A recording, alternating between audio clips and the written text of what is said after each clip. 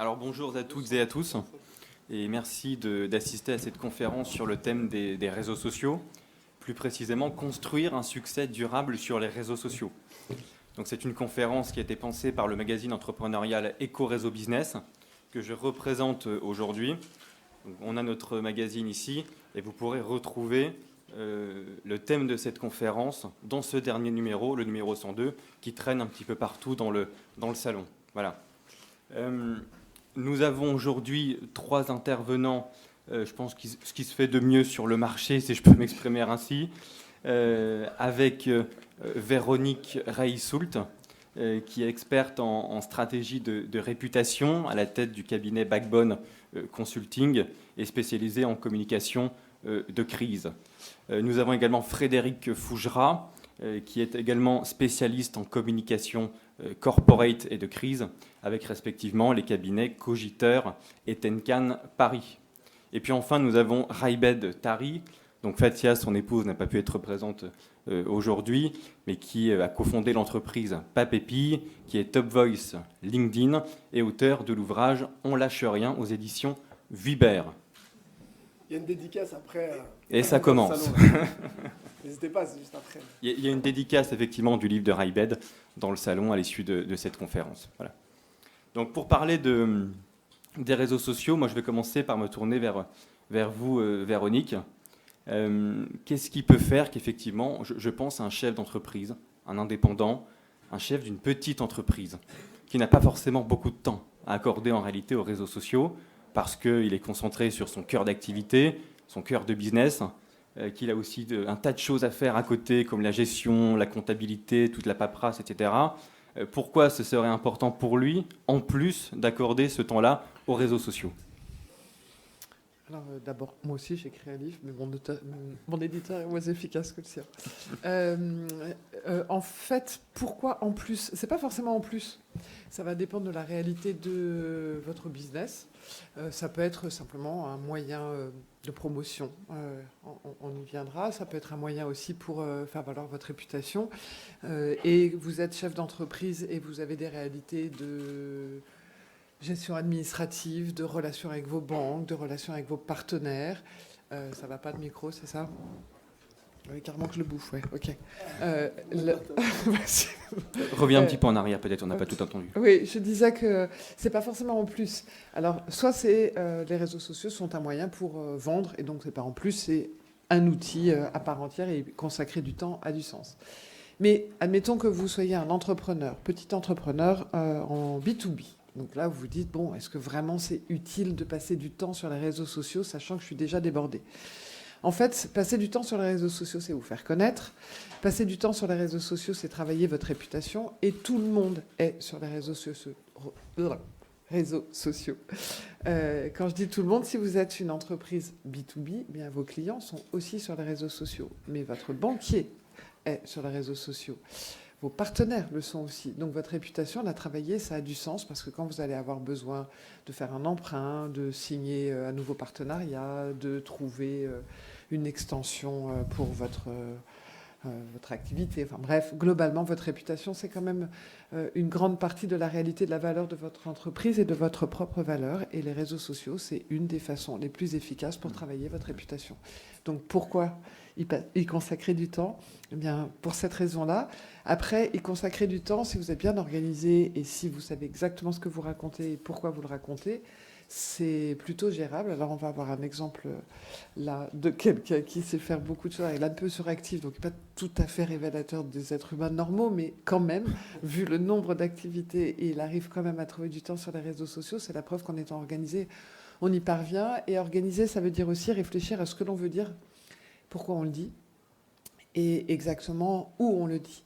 Donc globalement, on va dire que le réseau le plus efficace pour les entrepreneurs, c'est LinkedIn jusqu'à aujourd'hui. Mais TikTok peut avoir du sens. Twitter aussi, ça dépend là encore de votre activité. Mais si on se cantonne à LinkedIn, vous pouvez les programmer, vous pouvez passer du temps, vous pouvez vous dire que vous allez surfer sur l'actualité au sens large ou sur votre actualité, mais avec toujours une logique qui est faire briller votre réputation, qui est ce que l'on appelle votre survaleur ou le goodwill au moment où vous voudrez vendre votre entreprise. Donc, ça a du sens, vraiment, d'y passer du temps. Merci Véronique pour l'entrée en matière. Frédéric, pour vous, pourquoi c'est crucial aujourd'hui d'être présent sur les réseaux sociaux? Et j'insiste vraiment pour les petits entrepreneurs. Et ça n'a rien de négatif, évidemment, mais je pense qu'ils sont la majorité dans cette salle. Merci, bonjour à toutes et à tous. Moi, j'ai pas envie de dire que c'est crucial, et notamment pour une pure raison business et spécialement pour les petits entrepreneurs dans le sens démarrage ou petites activités. Alors, vous allez me dire, il est gonflé de dire ça, il passe sa vie sur les réseaux sociaux. Non, je le dis à dessein. Oui, ça peut jouer un rôle très important. Véronique l'a dit, notamment essentiellement sur la visibilité, sur la notoriété, sur la réputation. Donc oui, dans ce sens, c'est extrêmement important. Et donc évidemment important pour booster votre business. Mais à cela, je mets des conditions. Et si on ne répond pas à ces conditions, je pense qu'il est préférable éventuellement de ne pas y aller. Les conditions, c'est d'abord de savoir pourquoi. Pourquoi on va sur les réseaux sociaux, qu'est-ce qu'on va y faire, quel message on veut porter, quelle intention on a, quel objectif on veut atteindre. C'est savoir le faire. Est-ce qu'on a une appétence particulière pour ça? Est-ce qu'on a une capacité? Est-ce qu'on va apprendre? Est-ce qu'on va apprendre en faisant? Pourquoi pas? Mais savoir le faire. Si c'est y aller pour le faire, mais mal le faire, alors c'est une mauvaise idée d'y aller. Je pense qu'il faut avoir envie d'y aller, tout simplement. Si on n'a pas envie, je pense qu'il ne faut pas se forcer à le faire. Peut-être une personne de votre entourage pourra assumer cette charge ensuite, mais sinon, ça sera vraiment une charge si vous n'avez pas envie de le faire. Et Véronique l'a évoqué, il faut aussi avoir la capacité de le faire. J'entends par là la capacité de temps. Être sur les réseaux sociaux, ça prend du temps. Interagir avec ces communautés, ça prend du temps. Il ne s'agit pas seulement de balancer un post et l'affaire est faite. Ça, c'est de la propagande, c'est jeter une bouteille à la mer, mais ce n'est pas être actif sur les réseaux sociaux. Donc ça prend du temps, il faut en être conscient et il faut l'accepter. Et il ne faut pas non plus se laisser bouffer par les réseaux sociaux. Car vous lancez une activité et si vous passez 8 heures par jour sur les réseaux sociaux, oui, vous travaillez parce que c'est du boulot, mais sauf que vous ne faites pas votre business, vous ne le gérez pas, vous ne le développez pas. Alors vous allez avoir peut-être la bonne conscience d'avoir consacré beaucoup de temps à communiquer, mais vous aurez aussi perdu beaucoup de temps pour votre activité. Donc ce juste équilibre qu'il faut savoir trouver et ce temps qu'il faut accepter de donner à cette activité, je pense que ça fait partie des conditions qu'il faut avoir à l'esprit pour aller ou non sur les réseaux sociaux. Merci Frédéric. Alors Raïbed me glisse en douce qu'il n'est pas tout à fait d'accord avec ce qui vient d'être dit. Donc juste Raïbed, tu nous diras pourquoi est-ce que tu n'es pas d'accord. Et puis ensuite, une question pour toi, l'entrepreneur. Je m'imagine à la place d'un chef d'entreprise qui viendrait de créer un compte LinkedIn, par exemple. Comment est-ce qu'il peut faire pour s'y retrouver dans cette jungle-là des réseaux sociaux? Par quoi est-ce qu'il doit commencer? Quelles sont ses priorités au début pour soigner son entrée sur les réseaux sociaux? Donc pourquoi tu n'es pas d'accord? Et ensuite, la réponse à ma question. Avec quoi surtout tu n'es pas d'accord? Je suis pas d'accord sur le fait qu'il faut avoir envie. L'envie, elle se crée. C'est comme quand on n'a pas faim et qu'on commence à manger, que l'appétit vient en mangeant. Donc les réseaux sociaux, c'est pareil. Aujourd'hui, tu parles beaucoup d'un facteur temps. Ce facteur temps, il peut être maîtrisé en utilisant des bons outils.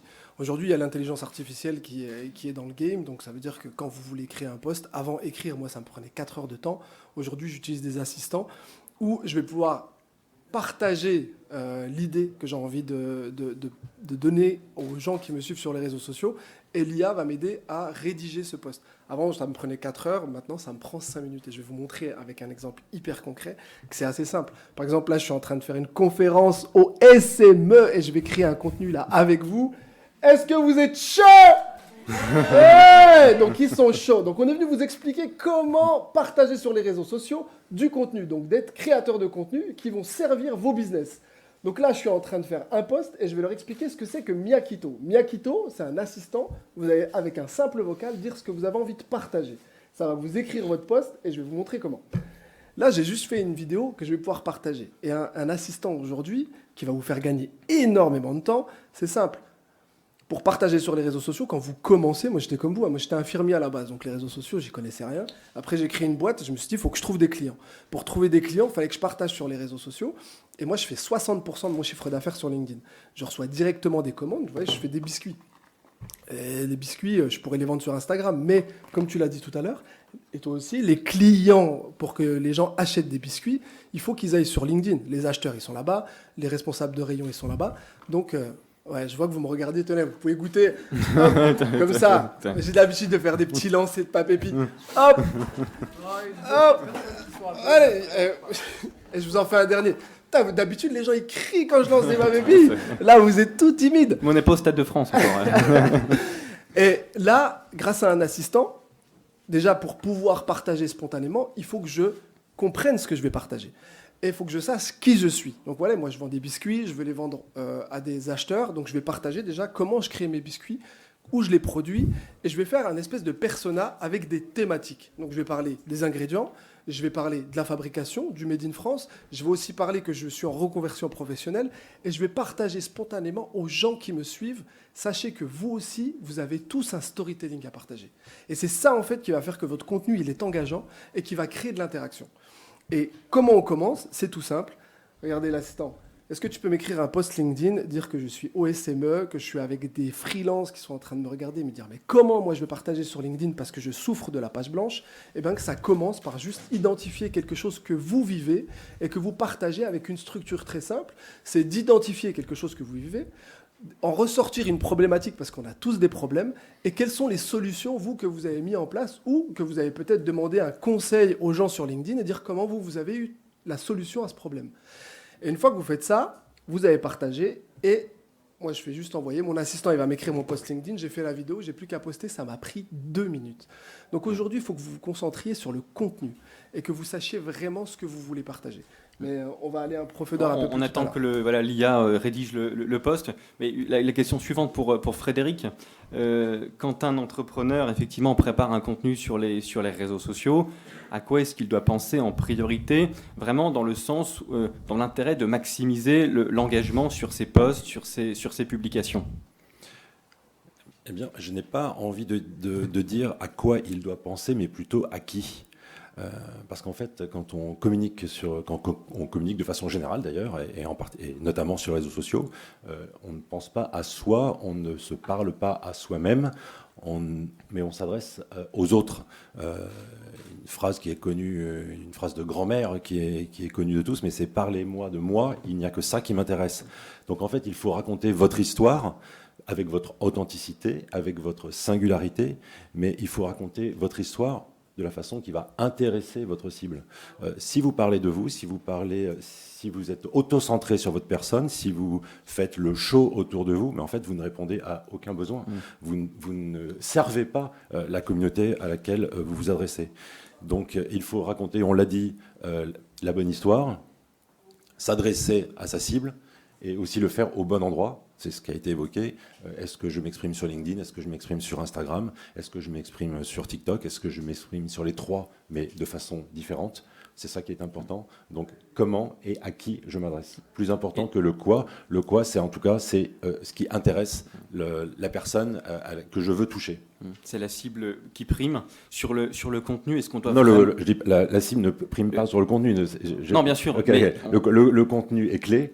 Content is king, le contenu est absolument clé, mais la façon de gérer ce contenu, c'est par rapport à la cible et non pas par rapport à moi-même. À qui on s'adresse? Je ne me parle pas à moi, je ne me fais pas plaisir moi-même en m'adressant à vous. Je vous adresse un message qui vous concerne, qui vous intéresse. Aujourd'hui, comment être présent ou développer son business sur LinkedIn ou sur les réseaux sociaux. Je ne vous dis pas comment moi j'ai fait et comment je suis le meilleur. Je vous explique comment vous pouvez y parvenir. Mais est-ce qu'on doit vraiment tout dire sur les réseaux sociaux? Je me tourne vers vous, Véronique, mais effectivement, ça reste de la communication. Donc en communication, on essaie d'enjoliver un petit peu le message. On peut aussi mentir par omission. Est-ce qu'on doit vraiment tout dire, selon vous, Véronique? Non, on ne doit pas tout dire, mais on ne doit pas mentir. Mentir par omission? Même par omission. Mentir, c'est jamais une bonne solution. D'abord, c'est très compliqué de mentir. On passe plus de temps à justifier, à expliquer, et vous avez toujours une crise qui finit par arriver. Le plus important, c'est d'être toujours cohérent, sincère et authentique. Après, votre authenticité, celle de mon voisin, elle est sans conteste, on la comprend. Celle de mon autre voisin aussi. Ils n'ont pas le même style, chacun raconte son histoire. Pour autant, vous racontez peut-être pas, c'est ça que vous appelez omission peut-être, mais vous racontez peut-être pas toutes les coulisses ou tous les désagréments, et encore. Et Les encore. difficultés, par exemple, est-ce qu'il faut en parler à Oui, chaque ça fois peut Ouais. faire partie de la réalité de votre histoire. Si vous avez des difficultés à ouvrir une usine ou à recruter, des difficultés avec votre BFR, enfin voilà. Il vaut mieux les raconter et vous les racontez à votre façon, vous les expliquez, vous pouvez chercher des partenaires. Le vrai sujet, c'est l'authenticité et la sincérité. Après, le temps, je suis d'accord, il y a des tas d'outils aujourd'hui qui vous permettent de gagner du temps. Savoir le où et comment, bien sûr, mais c'est la base du marketing et de la communication, c'est pas spécifique aux réseaux sociaux. Donc voilà. Et après, l'énorme différence, c'est pour ça que je pense qu'il vaut mieux dire la vérité, c'est que ce qui se passe sur les réseaux sociaux, c'est que vous discutez. C'est pas simplement de la communication descendante, c'est pas simplement de l'information, c'est pas de la propagande uniquement, loin de là, c'est de la discussion. Et la discussion, c'est quelquefois ça qui prend un peu de temps, parce que là, ton IA, il ne peut pas grand-chose dans la discussion, si tu veux être sincère. Voilà, c'est la seule chose. Et donc, tant qu'à faire, ne pas mentir, c'est mieux. Comment est-ce que vous vous démarquez, vous, RaiBet, sur les réseaux sociaux? Parce qu'on a l'impression, quand on regarde un fil d'actu LinkedIn ou Instagram, on a l'impression de voir à peu près toujours les mêmes posts avec le selfie qui va bien, la phrase d'accroche, etc. Tout ça pour répondre à une certaine mécanique qui plaira à l'algorithme en réalité. Donc comment est-ce que vous faites, vous, pour vous démarquer? En fait, l'algorithme, lui, ce qu'il aime, c'est le reach. Donc, avoir du reach, c'est avoir de l'interaction. Et je rejoins totalement mes camarades là sur le sujet où il faut être authentique et il faut partager ce que vous êtes réellement. Sur les réseaux sociaux, si vous commencez à parler de quelque chose qui ne vous correspond pas, c'est comme porter un masque. Et quoi qu'il arrive, un jour ou l'autre, les masques, ils tombent. Et là, vous vous retrouvez ridicule et vous n'arrivez pas à tenir votre audience. Donc, ce qui est important, avant de commencer, moi, je suis infirmier à la base, donc j'ai pris toutes les techniques que j'ai apprises en tant qu'infirmier. J'ai fait une introspection. Qui j'étais réellement. Et ça m'a permis vraiment de mettre un cadre de... Qu'est-ce qui me représente? De quoi j'ai envie de parler? Moi, je suis né avec une situation de handicap, donc je parle de mon handicap. J'entreprends en couple, donc on parle d'entreprendre en couple. On a monté une usine, c'était galère, donc on parle de comment monter une usine en Made in France. Et on en parle spontanément. Il faut vous dire que le contenu que vous allez partager, quoi qu'il arrive, il faut que vous alliez chercher un mécanisme, c'est le phénomène d'identification. Donc les personnes, quand vous allez partager, et comme tu le disais, il ne faut pas être nombriliste, il faut partager quelque chose qui va parler à la plupart des gens. Vous êtes freelance, déjà d'aller chercher vos clients, c'est galère, de pouvoir vous lancer, c'est galère, d'avoir les fonds, c'est galère. Et bien ça, il y en a plein qui vont se reconnaître en vous. Et si vous êtes authentique et que vous en parlez spontanément et que vous disiez quelles ont été vos galères, moi j'ai déjà partagé un post où j'ai perdu 30 000 balles sur une mauvaise commande. Il y a plein de gens, ils m'ont regardé, ils m'ont dit mais t'es fou et tout, ça va décrédibiliser ta boîte. Au contraire, ça nous a fait exploser médiatiquement parce qu'on a juste dit, ouais, on fait des conneries. Et les conneries qu'on fait, on peut les partager. Et c'est surtout ce qui est important, c'est que si toi, tu te retrouves dans la même situation, tu peux éviter cette connerie si on t'en parle. Et donc, cette vérité que vous allez partager, elle va créer une audience engagée. Et c'est là où la discussion va commencer, où l'échange va commencer. Et c'est ça qui est important dans le partage de contenu. Et la première question que vous devez vous poser à chaque fois que vous allez appuyer sur publier, vous devez vous demander, mais quel est l'intérêt de l'autre de lire mon post? Est-ce qu'il y gagne quelque chose? Parce que s'il n'y a pas ça, ouais, c'est un truc nombriliste et les gens s'en foutent. Allez sur Instagram et faites un selfie, ça suffira bien, mais ça ne rapportera pas de cash chez vous. Et sachez que LinkedIn, je vais vous donner juste un exemple pour que vous compreniez la force de LinkedIn, c'est que ça crée le lien de confluence et le lien commercial que vous pouvez avoir avec tous les prospects que vous allez connaître. Moi, je vends du biscuit. J'ai pas le temps de passer dans tous les magasins, mais quand je passe dans les magasins, il y a les responsables de rayon, ils me voient et ils me parlent comme s'ils m'avaient vu la semaine dernière, quoi. Alors que ça fait 1 an qu'on ne s'est pas vu. Donc il y a une présence qui permet de rester dans la tête des gens grâce à ce réseau social. Et ça vous permet vraiment de closer beaucoup plus facilement. Et si vous partagez vos expériences et ce que vous faites, c'est comme de l'UGC. Vous allez dire, bah écoute, ouais, moi je suis freelance, je fais du design, voilà ce que j'ai déjà fait pour un client, voilà les galères que j'ai vécues pour le faire, voilà combien ça coûte. C'est un vrai contenu informatif et formatif qui va servir à votre audience. Et c'est là que vous allez commencer à créer du reach et de l'échange. Je reste avec vous, RaiBet, mais effectivement, je me mets à la place d'un entrepreneur et en fonction de son business, comment est-ce qu'il peut savoir s'il doit plutôt publier sur LinkedIn, sur Instagram ou sur tel ou tel réseau social? Je sais que vous êtes présent avec Fatia plutôt sur LinkedIn et sur Instagram. Comment savoir sur quel canal diffuser l'information, le contenu? Comme le disait Frédéric tout à l'heure, en fait, tu ne peux pas partager la même chose sur tous les canaux parce que tu n'as pas la même audience. Sur Insta, nous, on va partager du produit, comment il est produit, comment il est fait. Il y a beaucoup d'images. Sur LinkedIn, par contre, on va être, nous, on a été les premiers à créer la télé-réalité de l'entrepreneur où on a partagé toute la création de notre entreprise de A à Z depuis 2019. Et ce qui fait que moi, vous allez sur mes réseaux, je fais 20 millions de vues sur LinkedIn. Fatia fait pareil. C'est pour ça qu'on est top 3 France. Et ça a créé un contenu engageant, mais qui ramène du lead. Et moi, je vous conseillerais en tant que freelance d'aller sur LinkedIn parce que vous vendez un produit. Sur Instagram, vous allez faire de la noto, mais ça va être beaucoup de B2C. Et sur LinkedIn, même si c'est un canal B2B, rappelez-vous que les B2B sont aussi des B2C. Donc moi, je fais quasiment autant de ventes de biscuits sur LinkedIn en B2C que sur Instagram. Donc, moi, je conseillerais vraiment, si vous débutez, de prendre le temps de poser vraiment qui vous êtes. Et quand je vous dis une introspection, c'est vrai, faites ce travail. C'est simple, vous allez sur Google, vous tapez plateforme de marque. Vous en prenez une vierge et vous vous faites chier pendant 3 mois à l'écrire, vous revenez dessus.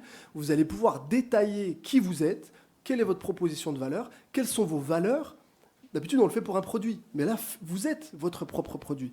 Et une fois que vous avez défini tout ça, vous serez différenciant, et c'est la différence qui crée l'originalité sur LinkedIn, et vous allez commencer à partager quelque chose de sincère. Et vous allez voir que vous allez avoir l'audience qui vous correspond, et petit à petit, rappelez-vous que LinkedIn, c'est un maillage, donc vous allez avoir une audience qui vous suit, qui va liker vos posts, et après, ça va commencer à faire une espèce de toile d'araignée où vous allez toucher des prospects potentiels et vous allez rentrer dans leur tête. Et le jour où vous allez les avoir devant vous, parce que c'est important de ramener le réel dans le virtuel, vous allez voir que closer, ça va beaucoup plus facile. Ça va être beaucoup plus facile. Je crois que la salle boit vos paroles. Là. Regardez, vous étouffez pas avec. Hein. Non, pour continuer, le thème de cette conférence, c'est effectivement construire un succès durable sur les réseaux sociaux. Et je crois que le terme durable est vraiment important, capital. Véronique, si je me tourne vers vous, comment est-ce qu'on fait pour durer sur les réseaux sociaux? Est-ce que c'est pas ça finalement le plus difficile? Déjà, on commence bien. Donc, on peut définir qui on est, pourquoi on y est, et on choisit bien les réseaux.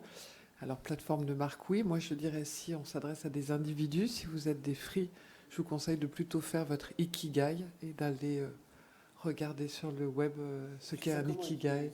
C'est Ika. Voilà, je vous invite à aller voir parce que c'est intéressant quand on est freelance. Se reposer des vraies questions sur ce qu'on apporte au monde et comment est-ce qu'on peut durer, justement, parce que ça donne le vrai sens des choses. Après, durer, ce qui est compliqué, c'est continuer à trouver du temps, mais si vous le faites bien, si ça crée du lead, de toutes les façons, vous n'allez pas arrêter, puisque ça sera source de business et source de rencontres et source d'enrichissement.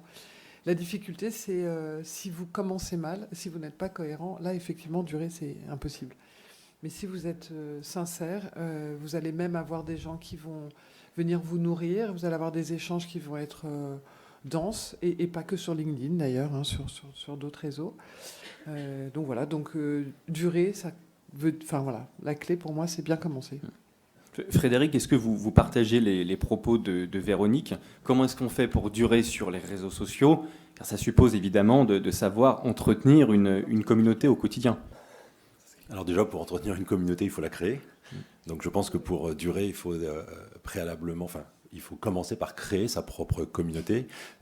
Et c'est quoi une communauté? En fait, c'est une communauté d'intérêt, des personnes qui viennent vous suivre parce qu'elles sont intéressées par votre personnalité, parce que vous incarnez quelque chose. Je pense que Raibed le montre parfaitement. Il incarne ce qu'il fait, donc du coup sa personnalité intéresse, parce qu'il y a plein de gens qui fabriquent des biscuits, on n'en a rien à foutre. Quand c'est lui qui fabrique des biscuits, tout d'un coup, ça a un autre intérêt. Donc cette personnalité... une ligne éditoriale, c'est absolument indispensable en communication et notamment sur les réseaux sociaux, de se fixer une ligne éditoriale. Vous êtes libre de vous fixer votre ligne éditoriale, c'est votre sujet, c'est votre problématique, mais en revanche, il faut la respecter.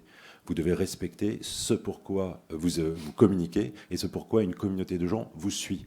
Et les respecter, c'est si vous vendez des biscuits, vous n'avez pas à prendre en otage votre communauté en parlant politique ou en parlant football parce qu'il y a un match avec un super joueur et un super résultat ce soir. Votre communauté ne vous suit pas pour cette raison-là, donc vous devez la respecter en vous tenant à votre ligne éditoriale. Durer, c'est aussi, Véronique l'a évoqué, c'est interagir avec votre communauté. Dans les réseaux sociaux, il y a social. Donc, je l'ai dit, ce n'est pas que de la propagande descendante, c'est de l'échange. Il faut prendre ce temps d'échanger avec votre communauté.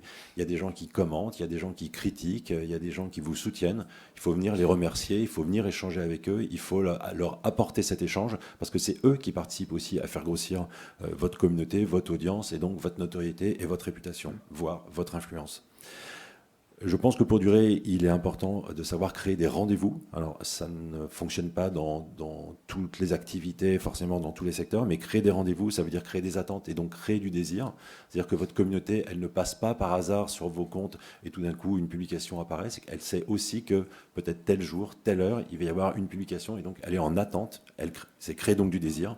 Et on l'a évoqué en début de séance. Je pense qu'il ne faut pas forcément chercher à en faire trop, mais il faut d'abord chercher à faire bien. Commencez en étant raisonnable, modeste. Voyez votre capacité à agir, votre capacité à produire, votre capacité à répondre, et puis progresser, augmenter. Mais ne commencez pas tout de suite comme des fous à en faire beaucoup pour ensuite être obligé de restreindre parce que ça vous prend trop de temps, parce que vous n'arrivez pas à répondre à tout le monde, parce que vous créez des frustrations. Allez-y par morceaux, petit à petit, augmentez. Et là, à ce moment-là, vous allez d'une part assurer et vous allez être durable. J'imagine que l'on a d'autant plus envie de durer sur les réseaux sociaux dès lors qu'on remarque que son business est vraiment dopé grâce à LinkedIn ou Instagram. Donc Raibet, vous commenciez à en parler un petit peu avant, mais est-ce qu'on peut vraiment insister sur cette partie-là? Les gens sont aussi venus pour ça, les entrepreneurs qui nous écoutent. Encore une fois, ils n'ont pas le temps. Est-ce que vraiment être sur les réseaux sociaux peut créer un business significatif? Et j'insiste sur ce terme de significatif. Bah écoute, je te l'ai dit tout à l'heure, moi je fais 60% de mon chiffre d'affaires sur LinkedIn et il est toujours en augmentation. Et Frédéric, je t'aime bien, mais moi j'ai plutôt envie de vous dire, si, il faut taper fort. Parce qu'en fait, l'algorithme, faut vraiment l'agresser parce qu'aujourd'hui, il y a une masse de monde sur LinkedIn. Donc si vous commencez, il faut poster 3 fois par semaine minimum. Il faut créer du contenu régulièrement. Par contre, la vraie clé, c'est d'être régulier. Si tu fais 3 fois, puis après 1 fois, puis après 3 fois, tu ne vas pas craquer LinkedIn. Donc, il faut vraiment pousser fort. Alors moi, je t'avoue, je parle de tout. Je fais des biscuits, mais je parle politique, je parle intelligence artificielle, je parle même de foot. Tu vois. J'ai été invité au PSG. Mais j'en ai profité à chaque fois que je parle d'un sujet. Je viens sur la grosse notion qu'a dit Frédéric, c'est la ligne éditoriale. En fait, moi, j'ai un fil rouge, c'est l'entrepreneuriat. Et quand je vais rencontrer des politiques, je leur parle entrepreneuriat. J'ai déjà pitché devant le président de la République, je l'ai secoué parce que voilà, il y avait des problématiques en tant qu'entrepreneur. Ça a fait bouger les choses. J'ai eu des subventions parce que je suis allé bousculer d'autres politiques. Et je suis allé jouer la carte de l'entrepreneuriat. Donc je suis apolitique. Et quand je parle de sport, bah voilà, je me suis retrouvé au PSG, j'ai réussi à faire intégrer mes produits sur le salon VIP, bah, j'en ai profité. Je vous coupe, mais quelle est votre ligne éditoriale quand vous parlez à la fois de politique, de sport, de votre vie personnelle C'est l'entrepreneuriat. C'est l'entrepreneuriat. Tu sais, entrepreneur, c'est quand même, même quand vous êtes freelance, vous êtes entrepreneur. Donc en fait, votre vie personnelle, elle est mêlée à votre vie professionnelle. Quoi que vous en fassiez, ça vous prend un temps fou. Donc il y a un moment de pouvoir parler des difficultés qu'il y a à faire la scission entre les deux ou à trouver l'équilibre, ça fait un sujet de partage sur LinkedIn. Et ça permet aux gens qui vont s'identifier à vous de se dire « Putain, mais moi aussi, je vis la même chose. » Et lui, il en parle comme ça. Et qu'est-ce qu'il a mis en place aujourd'hui pour pouvoir trouver l'équilibre, ou peut-être pas. Et comme ça, vous allez chercher des conseils chez les autres. Et en fait, ta ligne éditoriale, c'est toi. La ligne éditoriale, c'est toi et ta vie d'entrepreneur et ce qui tourne autour. Voilà, c'est la vie d'entrepreneur. Voilà. Ça se mélange en tout. Et c'est pour ça que je suis assez d'accord avec toi et qu'il faut vraiment écrire ça et toujours faire un lien. Après, je t'avoue que si je commence à juste dire que le PSG a fait 3-0, là, les gens ils vont me dire mais qu'est-ce qui t'arrive? T'es devenu commentateur sportif? Non, c'est si je vis quelque chose en fonction d'une actualité, je le rapporte à ce que moi je vis. Et n'ayez pas peur aussi quand vous ne savez pas quoi partager. Il y a aussi sûrement des articles que vous lisez qui vous inspirent ou des posts de quelqu'un d'autre et qui vous font réagir. Et c'est ça en fait LinkedIn, c'est la réaction que vous allez avoir et c'est ce que vous allez apporter à ce réseau en fonction de votre œil. Et en fait, c'est ça qui est kiffant sur cette plateforme, c'est que vous pouvez donner votre avis. Sur LinkedIn, il y a très peu de haters, même si ça commençait à monter, parce qu'ils dénoncent aussi beaucoup ceux qui vendent du rêve. T'en parlais tout à l'heure, vraiment avoir un discours de vérité, puis d'être sincère avec les gens. Je suis assez d'accord avec toi, tu vois. C'est la phrase que tu as dit tout à l'heure, j'ai noté, mais c'est exactement ça. Qu'est-ce que ça va apporter au lecteur? C'est ça la seule vraie question. Ce que vous allez poster, en quoi c'est intéressant pour les gens. Alors, ça peut être un article, mais si c'est juste pour faire revue de presse, ça n'a pas d'intérêt. Si vous avez vu un article et que vous considérez que vous voulez le partager, il faut ajouter un commentaire ou quelque chose qui fait que vous apportez quelque chose au lecteur. Si c'est un post que vous avez vu de quelqu'un d'autre, pourquoi vous le partagez et qu'est-ce que vous ajoutez. Donc en fait, la ligne, enfin voilà, elle va vous correspondre, c'est votre histoire, mais vous posez cette question-là, c'est ce que tu as dit tout à l'heure, Ryan, mais je trouve que c'est pas mal. Qu'est-ce que ça va apporter au lecteur quand même ? Je vais vous rajouter une dernière chose parce qu'il y a poster, ok c'est cool, mais il y a aussi l'interaction que vous allez créer. N'hésitez pas à aller liker, commenter d'autres choses qui se font parce que ça va aussi donner une identité parce que sur votre feed ça apparaît. Il a commenté ça et voilà ce qu'il a dit sur ce commentaire et ça donne vraiment une image de qui vous êtes dans le business. C'est très simple, j'ai fait une conférence où j'étais invité par la région où j'expliquais aux jeunes lycéens aujourd'hui comment ils pouvaient avoir une présence dans le monde du travail parce qu'aujourd'hui LinkedIn, tout le monde sait que c'est le nouveau CV. Aujourd'hui vous êtes freelance, demain vous pouvez redevenir salarié. Sachez que quand vous allez postuler quelque part ou quand vous allez proposer vos services, moi la première chose que je fais quand je vois un freelance ou quand je vois un employé qui veut venir chez moi, je vais voir son LinkedIn.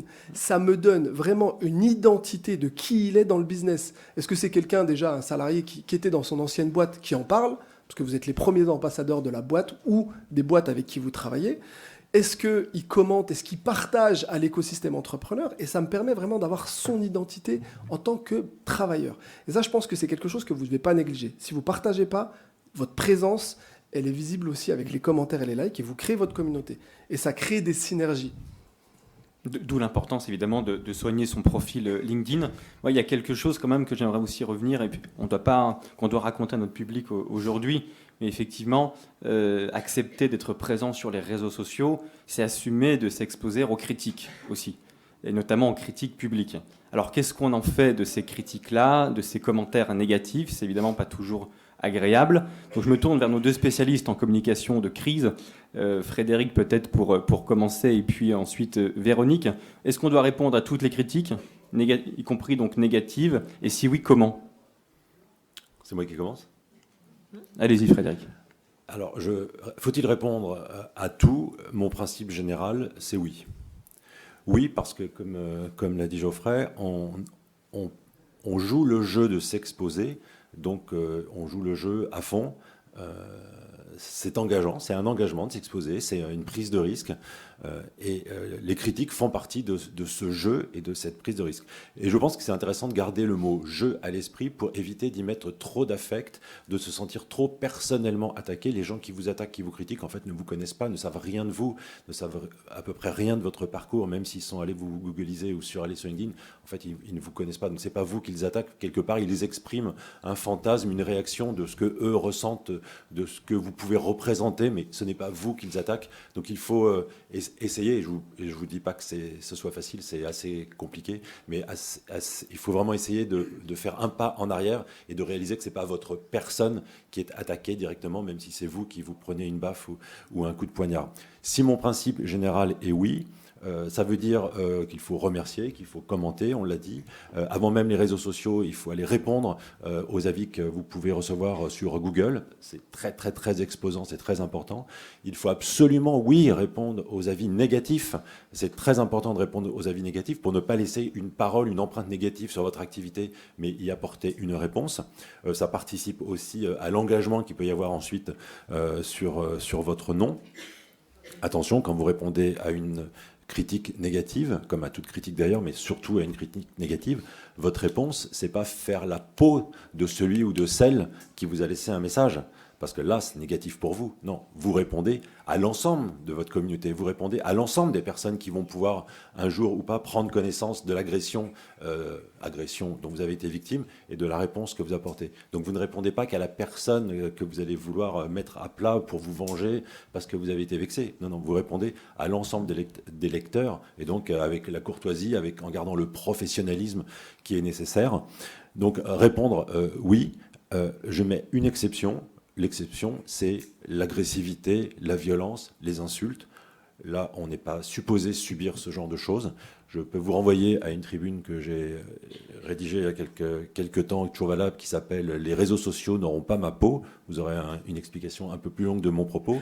Mais je pense qu'à partir du moment où il y a insulte, agression, à partir du moment où ce n'est plus professionnel, où ce n'est plus acceptable et tolérable, Je pense que la seule solution, c'est de bloquer la personne quand la plateforme sur laquelle vous êtes le permet. Mais avant de bloquer la personne, pour ne pas la laisser continuer de se défouler sur vous dans le temps, en revanche, mettre une réponse pour le reste de la communauté qui, elle, ne peut pas voir que vous l'avez bloqué, qui ne peut pas voir la suite que vous pouvez donner, avec une formule type, je la lis parce que je m'en suis noté une comme ça vite fait, vu le caractère agressif de votre message, je ne participe pas à un échange qui ne répond pas aux règles minimum de respect et de courtoisie. Comme ça, il y a une réponse qui est donnée à l'agression. Vous ne rentrez pas dans le détail, vous ne personnalisez pas, vous mettez juste de côté, vous bloquez la personne pour éviter que cette personne vienne vous emmerder de façon continue ou de façon répétée.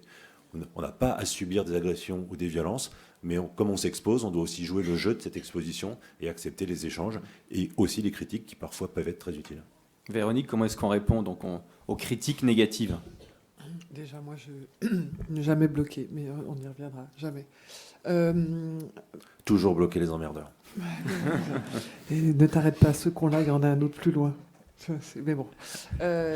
Le truc, c'est que une critique, c'est pas une crise. C'était juste... voilà. Une critique, c'est la vie, c'est du bon sens. Vous êtes sur les réseaux sociaux, donc vous discutez avec les gens, on n'est pas toujours d'accord avec les gens. Du bon sens, oui. Quand les gens sont mal élevés, on ne leur répond pas. Mais si on vous interpelle et qu'on n'est pas d'accord, il faut répondre. Toujours avec cette règle d'être sincère, d'être authentique. Et voilà, c'est une discussion. On ne peut pas plaire à tout le monde. Mais a priori, il faut toujours répondre. Il faut toujours répondre aussi parce que le silence n'est plus une option aujourd'hui. A fortiori quand vous allez être en crise, si ça devient une crise. Parce que si vous ne parlez pas, c'est quelqu'un d'autre qui parlera à votre place. Donc il faut toujours répondre. Après, quand vous êtes en crise, le sujet, il est plus de laisser une trace d'ouverture et donc de proposer de rentrer en discussion en DM, enfin en message privé, ou direct message, pour montrer que voilà, vous êtes ouvert et que vous allez discuter. Mais une crise, c'est autre chose que simplement une critique, quoi. Et après, pourquoi je dis qu'il ne faut jamais bloquer ? En fait, en règle générale, les gens qui sont agressifs et qui sont pas très corrects, on va dire, ils ont envie que vous les bloquiez, donc vous leur faites plaisir. Et donc, en fait, vous avez dû voir sur les réseaux sociaux des gens qui mettent dans leur bio, bloqué par machin, enfin voilà. Donc, ouais, mais alors, qu'est-ce que ça peut faire ? Non, mais tu les regardes pas, tu les écoutes pas, tu les mets en mute, et puis voilà, quoi. Moi, je pense que la seule situation dans laquelle on ne puisse pas bloquer des gens, et là, c'est pas dans notre cadre, c'est quand on est un élu. Parce que quand on est un élu, on se doit d'interagir avec l'ensemble de la population. Et ça doit être très compliqué quand on est un élu de se faire agresser par des partis adverses.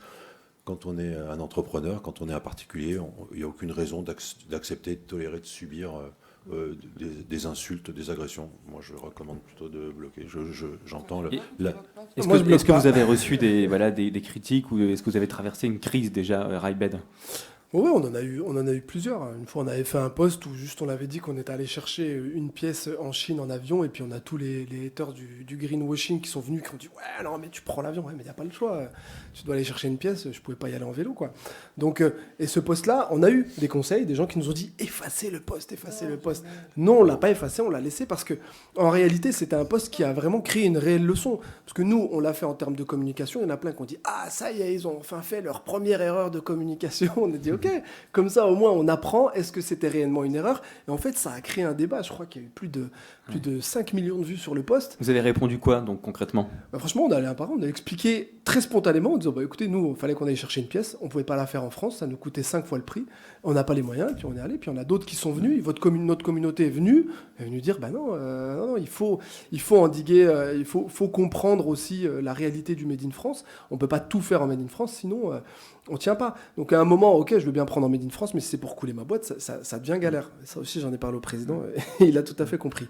Et là, c'est marrant, parce que moi, j'étais sur mon téléphone, je vois qu'il y a des vingtaines de demandes de connexion qui viennent sur LinkedIn, donc je vois que vous vous connectez. Ça, c'est la première chose à faire. C'est aller chercher les gens qui vous ressemblent ou les gens qui vous inspirent réellement, et d'aller consommer leur contenu, ça va vous inspirer régulièrement. Parce que le problème du syndrome de la page blanche, quand on ne sait pas quoi partager, souvent, allez vous inspirer de ce qui se passe, et ça va sûrement vous inspirer quelque chose que vous allez partager. La deuxième chose, je vais vous le dire, hein, moi je gagne rien là-dessus. Si l'édition elle est là, vous pourriez peut-être augmenter mon cachet, mais là je gagne rien là-dessus. Mais on s'est pris la tête avec Fathia à créer une méthode. Là-dessus, vous allez aller sur ce bouquin Et tous les posts qu'on a pu faire, c'est des anecdotes derrière, on les a racontés et en plus, on vous a mis des tips, comment bien construire vos posts, comment bien construire votre réseau. Et à la fin de chaque anecdote, vous avez des QR codes qui tombent sur la vidéo qui illustre le propos. Vous allez voir, il y a des vidéos qui sont assez dingues et qui nous ont boostés. Et je vais vous donner juste un exemple pour l'utilisation des réseaux sociaux pour monétiser, pour avoir du lead et faire du chiffre d'affaires. Nous, on est des biscuits. Je voulais être chez Total Energy, je voulais être en station-service. C'est hyper galère de monter toutes les phases. Ça prend entre 1 à 2 ans, mais moi, j'ai pas le temps. Donc, je me suis retrouvé sur un salon et il y avait le patron de Total Energy qui était là. J'ai pris mon téléphone et j'ai fait une vidéo en live où j'ai commencé à dire comment je vais aller le choper, comment je vais faire aujourd'hui mon pitch pour essayer d'avoir les stations-service. J'ai fait une vidéo, je l'ai balancée sur les réseaux. Et sachez que les réseaux, c'est votre propre média. Donc ça vous permet déjà de faire quelque chose que les institutionnels ne peuvent pas faire, c'est de communiquer spontanément sur vos produits et qui vont être présents dans un lieu. Et bien, une vidéo, ça m'a fait 2500 stations-service. En une vidéo, j'ai fait 140 000 euros de chiffre d'affaires. Et c'est ce que j'ai envie de vous dire. Vous pouvez utiliser les réseaux sociaux aujourd'hui pour vous promouvoir. C'est de l'organique LinkedIn, donc vous ne payez pas. Donc passez du temps un petit peu sur ce réseau. Ça va être des vidéos que vous allez faire. Vous allez partager spontanément quel est votre produit et ce que vous vendez. Et ça va être aussi des liens que vous pourrez envoyer, que vous pouvez mettre dans vos mails, dire attendez, j'ai expliqué mon service, voilà ce que j'ai fait. Et les gens, ça les renvoie sur LinkedIn.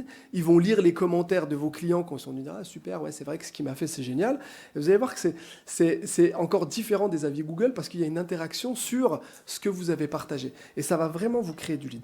Donc vraiment, je vous le conseille. Vous allez voir qu'avec ça, vous allez pouvoir créer du contenu, mais vraiment fortement, vous allez comprendre aujourd'hui toutes les techniques qu'on a mis en place. En plus de l'IA, et ça va vous permettre vraiment de kiffer, quoi. Et en plus de ça, parce qu'on parle on a parlé des commentaires négatifs, donc tu parles, on se tutoie hein, maintenant, on est entre nous. Ça y est, on est en famille. Non, mais effectivement, on parlait des commentaires négatifs. Il y a aussi de l'indifférence. Donc tu donnes des conseils dans ton livre. Il y a beaucoup d'indifférence sur les réseaux sociaux. C'est peut-être pire, je sais pas. Mais quand on rédige un post, une publication, qu'on n'a que très peu de likes, très peu de commentaires, très peu de repartages, donc d'engagement finalement.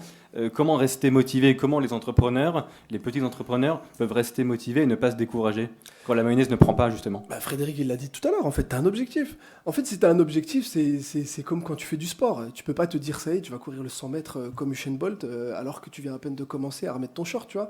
Donc, il y a un moment, il faut juste s'entraîner, prendre le temps. Il faut accepter le fait que vous ayez 1, 2, 3 likes. Et vous allez voir que quand vous allez commencer à percer, à avoir de plus en plus d'audience, il y avait un PDG qui m'avait dit, tu sais, pour préparer ton avenir, il faut préparer ton passé. Donc vous allez voir que tout ce que vous avez préparé avant, tout ce que vous avez partagé avant, si vous commencez à un moment à avoir de l'audience et à être visible, les gens ils vont revenir un peu en arrière. Et en plus, vous pouvez mettre sur votre compte LinkedIn des highlights. Donc vous pouvez mettre les posts qui partagent le plus votre vision. Et les gens ils vont pouvoir revoir les posts que vous pouvez en mettre 5 ou 6. Et ça va vous servir. Donc, ça booste votre visibilité, exactement. Et surtout, c'est vraiment un CV interactif. Donc, moi, je pense qu'il ne faut pas avoir peur du 1 like. Ouais. Vous allez voir qu'on commence comme ça et après, vous allez voir que ça va fonctionner. Et sachez qu'il y a des posts, même si vous avez 3-4 likes, il ne faut pas regarder ça, il faut regarder l'interaction. Il faut regarder, des fois, vous avez 3-4 likes et c'est un post qui est beaucoup vu. Parce que vous aurez. Mais il faut peut-être s'inquiéter. Si le post est vu par 1000 personnes et qu'il y a 3 likes, il y a peut-être un problème sur le post. Oui, mais vous avez fait de la com. Donc, sachez que pour que quelqu'un vous retienne, il faut qu'il vous ait vu 7 fois. C'est pour ça que vous voyez des encarts partout, que McDonald's continue à communiquer. C'est pour pas que vous l'oubliez. Et pour pas être oublié, vous, et pour au moins être connu, partagez. C'est gratuit, LinkedIn.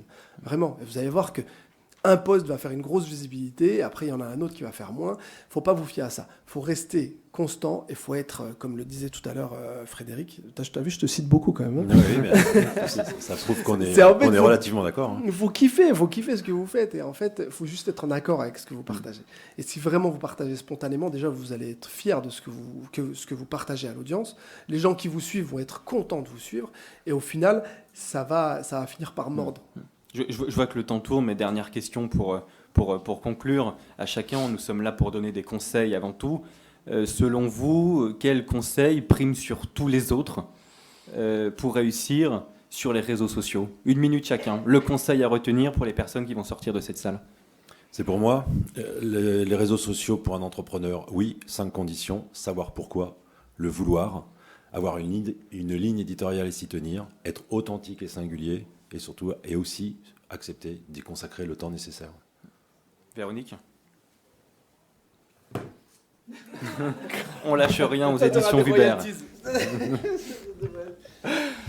Non, pareil. L'authenticité. Ne pas non plus vous coller une pression sans raison.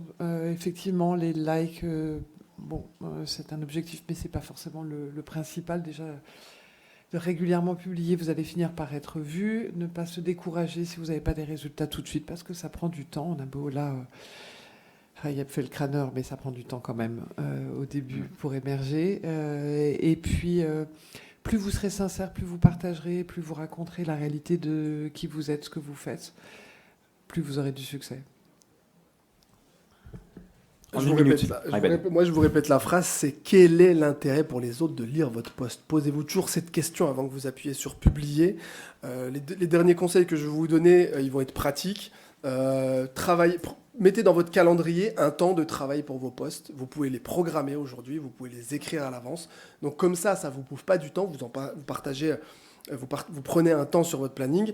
Sachez que quand vous postez, il faut poster toujours entre 8 et 10 heures quand on est entre 8 et 10h30. Même moi, je conseille maintenant de 7h à 10h parce qu'il y a tous les gens qui sont dans le métro. Regardez comment vous consommez votre réseau social. Vous levez le matin, tac, vous jetez un œil dessus. Vous êtes dans le métro, hop, vous jetez un deuxième œil. Donc, essayez de poster de façon intelligente pour que ce soit le maximum vu. Consacrez du temps. Quand vous postez, vous avez 45 minutes pour créer un engagement sur votre post. Il y a un commentaire, vous commentez.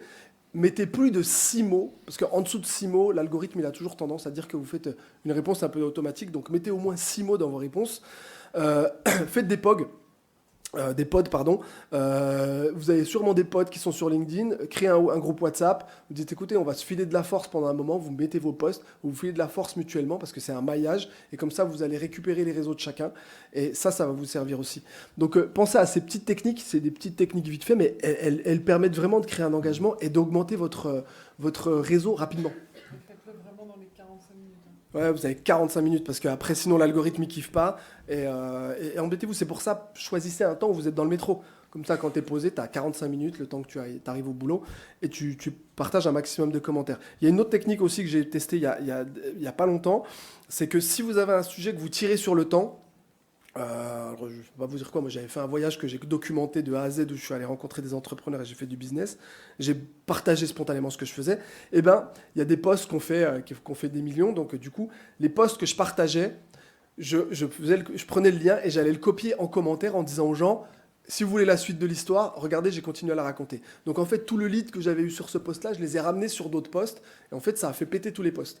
Donc parce qu'il faut savoir que LinkedIn, c'est pas Instagram, hein, c'est pas un feed simple comme vous pouvez le voir. C'est un feed qui est un peu compliqué parce que quand vous allez poster, dites-vous pas que toute votre audience va voir votre post. C'est entre 15 et 20% des gens que vous avez qui le voient. C'est pour ça qu'on vous demande de poster en régularité et quasiment, moi je poste 1 à 2 fois par jour pour que vraiment toute mon audience soit nourrie régulièrement et ça permet vraiment de booster le reach. Il est inarrêtable, ce monsieur. Je suis désolé. Merci à tous les trois. On arrive à la fin de cette conférence. Je ne sais pas s'il y a une conférence qui va suivre. On a très peu de temps, mais si quelqu'un, on peut prendre une question, peut-être. Voilà. Bon ben voilà. La personne lève. Allez, vas-y. Il n'y a pas de micro. Hurle. Il y a un micro qui va arriver. On peut prendre une question parce qu'après on va être vraiment en retard. Ah, t'es méchant. Faut laisser plusieurs questions. Ouais, mais t'as trop parlé aussi. Allô. Ouais. Merci déjà à tous d'être ici. Donc, je vous connaissais pas, vous trois. Je vous découvre aujourd'hui et je m'identifie plus particulièrement à Monsieur Raibed. Je voulais te poser une question. Enlève le monsieur derrière Raibed. Raibed, ouais, excuse-moi. Je voulais te poser une question. En tant qu'entrepreneur, est-ce indispensable de s'inclure dans la stratégie marketing ? Ou alors est-ce qu'on peut développer une image de marque sans justement se mettre en scène et ne pas mettre une identité et une personnalité derrière la marque? Vas-y, 100% d'accord avec toi. Moi, j'ai des potes, on voit que leurs mains sur leur poste. Tu vois, et en fait, c'est ta stratégie que tu vas monter. En fait, si tu as un produit à vendre, mets ton produit en avant. C'est le storytelling que tu vas apporter. Tu vois, moi, j'ai plein de gens qui viennent me voir qui me disent « Ouais, mais attends, moi, j'ai pas un storytelling comme toi. » Je dis « Mais tout le monde a un storytelling. » Et une nana, elle est venue me voir, elle m'a dit... Elle est venue, elle avait un tricot. Franchement, elle faisait des tricots qu'elle personnalisait. Et en fait, si tu fais un dessin de tes enfants, moi, tu vois, au début, Tu vois, moi, des gens, ils me montraient des dessins de leurs enfants. Je leur dis, ouais, mais attends, il est pourri ton dessin, je fais mieux, moi, tu vois. Maintenant que j'ai des enfants et que je vois un dessin de gamin, je suis là, oh, mais il est trop mignon. Et en fait, elle a créé un truc où, en fait, tu prends le dessin des enfants, et elle arrive à le mettre, à le broder, et ça te fait une pièce que tu gardes à vie. Et elle me dit, ouais, mais moi, je sais pas comment. Je dis, mais tu rigoles ou quoi? Tu viens de créer un produit où tu vas toucher à l'émotion de l'autre. Donc, ton storytelling, il est tout écrit. Donc, franchement, si tu es entrepreneur, tu as un storytelling sur tout. Tu as galéré pour monter ta boîte. Tu as sûrement un produit. Tu as galéré pour monter ton produit. Tu as eu des portes dans le nez. C'était hyper galère. Tu as rencontré des gens hyper inspirants. Tu t'es inspiré d'autres personnes pour créer ta boîte. Tout ça, tu peux le raconter. Oublie pas une chose. En fait, que ce que toi, tu partages, dis-toi que ça va intéresser d'autres gens qui sont dans la même situation que toi. Donc, tu trouveras une audience. Il suffit juste de bien le raconter et de ne pas être nombriliste. Qu'est-ce que tu as rappelle-toi. Quel est l'intérêt pour l'autre de lire mon post? Ok, merci. Et si je peux me permettre, j'ai une toute petite Allez-y. question. Attends, excuse-moi, je voudrais apporter un petit complément. C'est pas une contradiction, c'est un petit complément. 100% d'accord sur la nécessité d'incarner son entreprise, notamment quand on la crée. Mais il ne faut pas oublier aussi de donner de la valeur à la marque que l'on a créée. Parce que si la marque n'a aucune valeur et que tout repose sur sa seule personne, c'est-à-dire que l'entreprise n'est plus vendable, c'est-à-dire que certains investisseurs trouveront trop fragile la situation parce qu'elle ne repose que sur une personne. Donc il faut utiliser sa personne et sa personnalité pour développer la marque, mais il ne faut pas oublier de développer la marque en tant que telle pour que la marque elle ait une valeur propre et seule en plus de son créateur. Donc il faut travailler les deux. Ok, merci. Du coup, là, j'ai 36 questions qui viennent dans ma tête, mais Oui, j'en mais- posais une seule. Oui. Juste, excusez-moi, je suis désolé. Allez-y, allez-y. J'ai compté les nombres de fois que Raibed t'a dit Eh, spontanéité. t'as un truc contre moi, toi, laisse-moi tranquille. Non, mais t'as dit au Vous moins, connaissez au ou moins pas 10 fois. Non. Mais t'as beaucoup parlé de spontanéité. Et je voulais savoir par rapport à du coup, ta ligne éditoriale et ta stratégie marketing, comment tu gères cette spontanéité? Est-ce que du coup tu t'autorises certains écarts ou alors tu Non, non, fonces je droit? la gère comme ça. En fait, si tu veux, l'outil que je t'ai présenté, il s'appelle Miyakito. C'est un outil que j'ai créé. J'ai créé Stia en fonction du besoin que j'avais parce que c'était hyper compliqué de créer un post. Ce qui est compliqué, en fait, quand tu partages sur LinkedIn quelque chose que tu as vécu, c'est cette spontanéité, c'est cette émotion que tu as vécue sur le moment. Donc, si tu vis un truc et qu'après tu te retrouves dans ton bureau, tu te dis, même si tu n'as pas de bureau, tu te retrouves chez toi, tu te dis, attends, c'est vrai que j'ai vécu ce truc, il faut que je le re-raconte, il faut que je le mette en forme. Et en plus, donc ça te permet, tu prends, tu vis quelque chose, tu dis, bah attends, voilà, tu parles comme si tu me parlais à moi, comme si tu voulais expliquer quelque chose. Il va te le mettre en forme, tac, tu te poses, tu prends ta photo, ton post il est créé, en plus, tout comme il y a un historique, tu reprends après les choses. Et c'est là où tu vas avoir de la spontanéité, parce que tu vas te concentrer sur le contenu. C'est ça qui est important. Que tu fasses 4 lignes, 5 lignes, que tu mettes des émojis, on s'en fout. C'est ce que tu vas écrire qui est important. Et ça, cette spontanéité, tout le monde l'a. Vous avez tous un truc sympa à partager. Il faut juste être dans le moment. Donc, il faut être spontané. Et l'IA n'enlève pas la spontanéité, elle va juste te permettre d'écrire. Une dernière petite Merci question peut-être dans la salle. Madame, au centre. Bonjour, déjà merci pour toute cette présentation. Ma question c'était par rapport à la promotion qu'on pouvait faire sur LinkedIn de nos offres ou de nos services ou de nos produits.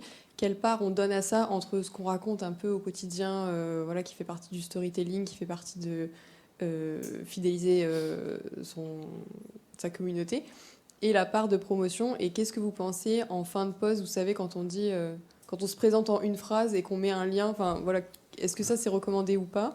Et quelle est la part de posts qu'on peut faire qui parle réellement de notre produit de manière un peu pub? Qui veut y répondre? Moi, je peux répondre, mais Véronique? Frédéric? vous mettez pas de limite. Tu sais quoi, commence déjà par là. Arrête de te dire, ouais, je dois le faire ou je dois pas le faire. Fais-le quand tu as envie de le faire. Tu as envie de partager un truc sur LinkedIn, fais-le. Sache que toute ton audience va pas le voir, donc tu vas voir que tu vas toucher de plus en plus de personnes. Donc tu as envie de partager ça, tu le partages. Tu le partages d'une certaine manière, rappelle-toi, sois pédagogue. Donc tu peux proposer un service de façon détournée. Donc tu vois, moi je parle peut-être un post sur 5 de mes biscuits, mais tout le monde sait que je fais des biscuits. Donc en fait, ça ramène sur mes autres sites sans problème. Donc prends la chose différemment. Dis-toi, qu'est-ce que tu vis aujourd'hui qui a un intérêt à être partagé? Si tu le partages et qu'en même temps c'est fait en lien avec ton business, tu vas voir que spontanément les gens vont se dire putain, elle est bonne sur le sujet, tu vois. Et du coup, ils vont se dire, tu vas confirmer ton expertise. Et c'est comme ça qu'en fait tu vas te positionner en tant qu'expert et que tu vas être attrayante pour les clients. Et je rajouterais juste un truc, donc vous pouvez effectivement mettre ce que vous voulez et ça ne choque personne. Ici, c'est intéressant, voilà. Le sujet qu'on n'a pas abordé, c'est les mails et les... Je ne sais plus comment ça s'appelle sur LinkedIn maintenant, les in-mails ou je ne sais pas quoi, enfin bref. In-mail, oui. Je vous conseille, là pour le coup, pas forcément de le faire de façon aussi agressive que ce qu'on peut recevoir.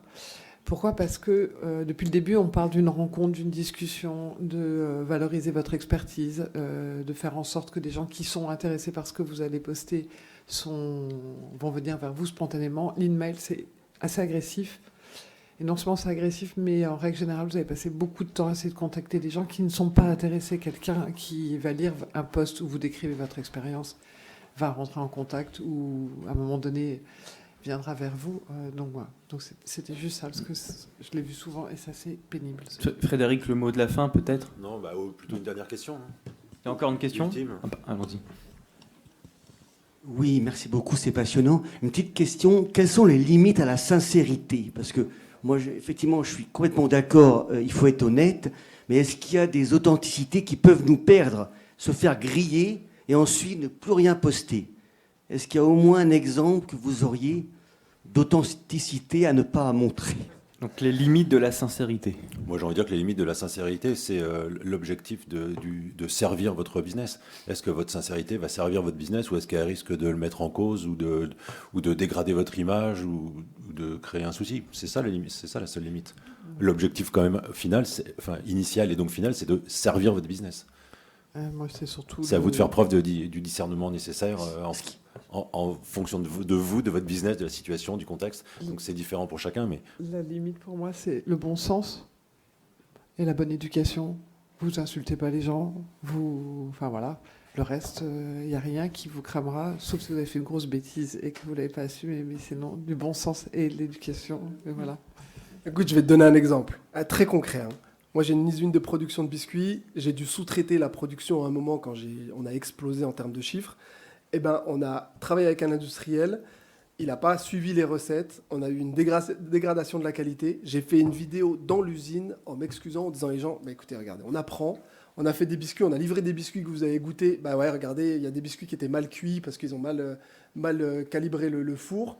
Et je l'ai partagé spontanément. Je peux te dire que mon chiffre d'affaires, il a explosé après cette vidéo parce qu'on a été authentique. On a assumé le fait d'avoir fait une erreur et on a été sincère avec les gens en s'excusant. Et alors, il y a plein d'industriels qui m'ont dit « T'es fou, mec, ça se raconte pas, des trucs comme ça se laisse en off et après tu rattrapes. » Je dis « Non, les gens, aujourd'hui, ils ont besoin de savoir, d'une part, qui est derrière l'entreprise, qui est derrière le fondateur, qui vous êtes réellement. » Parce qu'ils n'achètent pas seulement un produit, ils achètent l'histoire qu'il y a derrière. On a besoin de donner du sens à notre consommation et les réseaux sociaux te permettent de faire ça sans être tributaire de ads, sans être tributaire d'influenceurs. C'est toi qui deviens ton propre média, ton propre canal d'influence. Donc c'est pour ça qu'il faut que tu en profites. LinkedIn est aujourd'hui une plateforme qui commence à exploser, mais il y a encore de la place à faire. Et l'algorithme, il est calibré d'une telle manière que tout le monde peut être un créateur de contenu aujourd'hui. Donc te dis pas, c'est trop tard, de machin. Non, vas-y, fais-le, arrête de te poser des questions. Et après, au pire, si tu fais de la merde, tu as juste à t'excuser, puis tu avances, quoi. Merci Raibed, merci à tous les trois. Si vous avez encore des questions, posez-les sur... encore une question, une dernière ou... Dernière, vraiment promis. Question.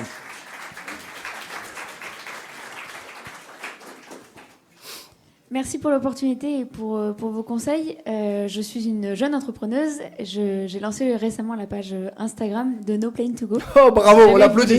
Bravo. C'était pas forcément juste pour ça, mais effectivement, j'en profite. La question, c'est quel a été votre plus gros défi en tant qu'entrepreneur et comment vous l'avez surmonté ? Qui veut répondre ? Moi, je vais arrêter de parler, sinon je vais te raconter toute ma vie. Elle est là, tiens, mes défis sont là. Le plus gros défi Question plus large. C'est la page blanche, tu sais, en tant qu'entrepreneur. Le plus gros défi, c'est de monter ta boîte déjà. De monter ta boîte, c'est hyper difficile. Et en fait, c'est de te battre contre toi-même. C'est ça le plus gros défi en tant qu'entrepreneur. On sait tous qu'entreprendre, c'est un ascenseur émotionnel où à un moment, tu vas être hyper exalté parce que tu as réussi un truc. Le lendemain, tu vas être en PLS en disant « Ah là, je suis dans la merde, je vais crever. » tu vois. Donc ça c'est la réalité du business aujourd'hui. Il faut que tu assumes ça. Les gens, ils ont du mal à se dire « Moi, je me bats contre tous ces entrepreneurs qui vont te dire « Ouais, non, mais entreprendre, tu peux faire 1 million en une semaine en faisant du dropshipping. » Non, mon cul, c'est pas la réalité, franchement. Et nous, on a créé une émission qui s'appelle Et pourquoi pas aujourd'hui, où on parle de toutes ces problématiques. Tu vois, je suis même devenu producteur d'émissions. Donc, tu vois, je me mets aucune limite. Te mets aucune limite à ce que tu vas faire. Tous ceux qui vont te dire tu te disperses, tu dis non, je me diversifie et tu fais ce que tu as envie de faire. Et en réalité, c'est ça. Tu dois te battre contre toi-même, contre les propres limites que tu veux te mettre. Alors, tout le monde n'a pas un mental comme ce jeune homme et tout le monde n'est pas suractif. Donc, oui, bien sûr, c'est difficile. Il y a des hauts, des bas, comme il l'a dit. Je pense que quand vous avez des bas, parce que ça va vous arriver, c'est réfléchir aux petits succès que vous avez dans la journée. Et il y en a toujours. Il y en a toujours. S'accrocher à ça et vous entourer. Parce qu'en fait, quand on est chef d'entreprise, on est souvent seul. Alors, vous avez entrepris avec votre épouse et donc vous n'êtes pas seul, même si je pense qu'à deux, vous pouvez être seul par moment. Mais c'est important de ne pas être seul, parce que c'est ça le plus difficile finalement d'être entrepreneur au-delà des réseaux sociaux et au-delà de... Voilà, c'est savoir être entouré de gens qui vous encouragent et qui vous disent non, tu n'es pas une grosse merde, c'est normal. Et tu vas réussir. Le plus grand défi, Frédéric, pour le mot de la fin. Savoir s'entourer, c'est mot de la fin. Mot de la fin. Essentiel. Super. Merci à vous trois, merci à tous pour cette conférence. Et si vous voulez, il y a le livre là, on se pose là. Ah oui, j'ai fait venir mon éditeur, faut pas qu'il soit déçu.